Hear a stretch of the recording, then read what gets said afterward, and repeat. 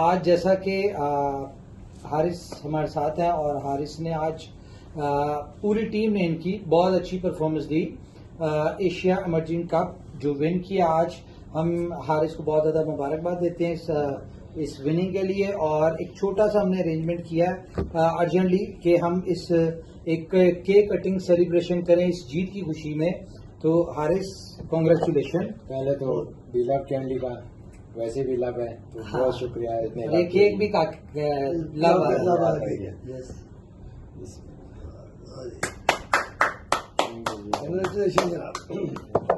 अब उमर भाई कह रहे हैं ऐसी परफॉर्मेंस देनी है आपने इंशाल्लाह।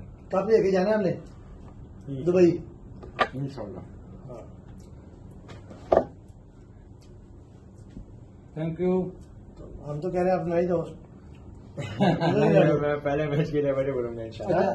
हारिस भाई, ये केक ना अब आपने अपनी टीम को खिलाना है इंशाल्लाह। ठीक है? ये मैं ये किसी को भेज दे, वो डन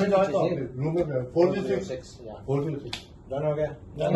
बहुत शुक्रिया, बहुत शुक्रिया। Thanks for coming. इंशाल्लाह मिलते हैं। Thank you. Thank you. Thank you.